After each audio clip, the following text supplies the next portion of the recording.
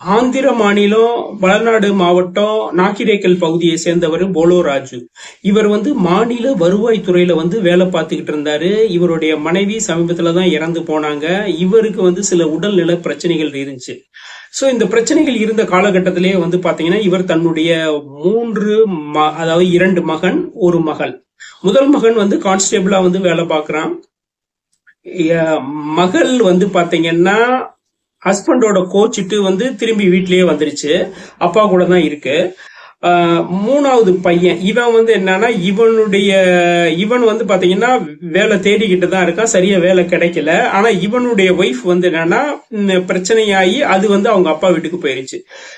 முதல் கான்ஸ்டேபிளா இருக்கக்கூடிய மனைவி நாத்தனார் கூட பிரச்சனை பண்ணிட்டு அவங்க அம்மா வீட்டுக்கு போயிருச்சு. சோ இப்படிப்பட்ட காலத்துல இவர் உடல்நலை பிரச்சனை காரணமா இருக்காரு. தன்னுடைய மகளோட வாழ்க்கையில இவ்வளவு விதி விளையாடுது அப்படின்னு ரொம்ப ரொம்ப என்னன்னா ஆழ்ந்த ஒரு கவலையோட இருக்காரு. உடல்நல பிரச்சனை இருந்துச்சு. இந்த ஸ்டேஜ்ல அவர் திடீர்னு இறக்குறாரு.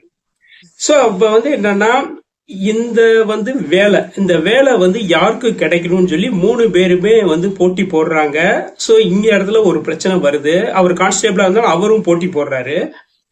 சோ இதுக்கு அடுத்து பாத்தீங்கன்னா அந்த இதுக்கு ஒரு பெரிய மணி தொகை வருது. சோ மணி தொகை இது யாருக்குள்ள பங்கீடு பண்ணும் சொல்லி பிரச்சனை. கிருஷ்ணவேணி என்ன சொல்றாங்கன்னா, நான் தான் பாத்திருக்கேன், வீட்டுல இருந்து நான் தான் அப்பாவுக்கு பணிவிட செஞ்சேன், சோ முழு தொகை எனக்கு வரணும்ன்றாங்க. சோ இந்த பிரச்சனை ஒரு காலகட்டத்துக்குள்ள அவங்களுக்குள்ளேயே ஒரு பெரிய பிரச்சனையா சூறாவளியா போய்கொண்டிருக்கு. ஒரு ஸ்டேஜ்ல என்னன்னா யாருமே பெருசா இதை பெருசா எடுக்கல. அப்படிதான் போய்கிட்டு இருந்துச்சு. கான்ஸ்டேபிள் நீண்ட நாளா பணிக்கு வராதனால அங்க இருக்க எஸ்ஐ மெமோ கொடுக்கறாரு. அவரை போன்ல தொடர்பு கொள்ள பாக்குறாங்க. எதுவுமே முடியல. அசால்ட்டா விட்டுறாங்க, வெளியில போயிருக்காங்க. சோ அடுத்த தடவை வரலன்றப்ப மெமோ சீரியஸ் ஆகுது. அவனை பத்தி விசாரிக்கிற வீட்லயே இல்ல அப்படின்ற மாதிரி விஷயம் வருது. சோ இதை தொடர்ந்து போலீஸ் தேடுதல் வேட்டை நடத்துது. சோ வீட்டுல கேக்குறாங்க, வெளியில கேக்குறாங்க, என்ன எதுன்னு கேக்குறப்ப என்னன்னா அப்ப போன் ட்ரேஸ் பண்றாங்க. என்ன மாதிரி இருக்கு அப்படின்னா பிரச்சனைகள் என்ன, அதனுடைய ஆளை என்ன, வீரியம், அதனுடைய அமைப்பு எப்படி, இது எப்படி வாய் தகராற மாதிரி எல்லா விஷயத்தையும் போலீஸ் துருவி துருவி கண்டுபிடிக்கிறாங்க. கிருஷ்ணவேணியை அரெஸ்ட் பண்றாங்க. ஏன் கிருஷ்ணவேணியை அரெஸ்ட் பண்றாங்கன்னா, பசங்க 2 பேருமே மது குடிக்கிறதுல ஆர்வம். ஒரு நாள் என்னன்னா 2 பேர்த்தையும் நல்லா வீட்டுல நல்லா ட்ரிங்க்ஸ் அடிக்க வச்சு வீட்லயே கிருஷ்ணவேணி தன்னுடைய துப்பாட்டாவால சகோதரர்களை கொலை பண்ணுது.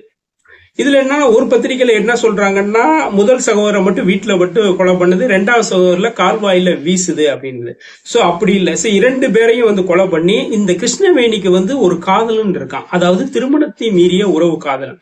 அவனை வச்சுதான் ஹெல்ப் பண்ணுது. கார்ல 2 பாடியோட உடலை வச்சுட்டு போய் கோரண்டலா மேஜர்னு சொல்லி குண்டூர் பக்கத்துல இருக்க ஒரு கால்வாய், அங்க என்னன்னா 2 உடல்களையும் வீசிட்டு கிளம்பி போயிட்டாங்க. நாட்கள் செல்லுது. இது என்னன்னா இந்த கேப் என்னன்னா இவங்க யாருக்குமே தெரியாது, மத்த யாருக்குமே தெரியாது. போலீஸ் ஏதோ ஒண்ணு சர்ச் பண்ணி 2 பேர் இறந்துட்டாங்கன்னு சொல்லி அந்த உடலை ரொம்ப கஷ்டப்பட்டு தான் மீட்கிறாங்க. சோ கிருஷ்ணவேணி அரெஸ்ட் பண்ணிட்டாங்க. பிரச்சனை ஏற்படக்கூடிய மைய காரணம் என்னன்னா, இவங்க என்னன்னா பொறுமை இல்லாதது, குடும்பத்துக்குள்ள ஒரு ஹஸ்பண்ட் ஒய்ஃபுக்குள்ள பொறுமை இல்லாதது. அவங்க அப்பா மன உளைச்சலாலேயே இறந்து போறாரு. உடல்நல குறைவும் ஒரு காரணமா இருந்தாலும் பெரும்பாலும் இந்த மாதிரி அதாவது தன்னுடைய மகள் கஷ்டப்படுறாங்கன்றது அந்த மன உளைச்சல்லே அவர் இறந்து போறதுக்கு அதிக வாய்ப்பு இருந்துச்சு. 2வது அவங்களுக்குள்ள சொத்து பங்கீடு. அது அப்பாவுடைய வேலை தனக்குத்தான் கிடைக்கணும்னு சொல்லி 3 பேரும் சண்டை போட்டுக்கிறாங்க.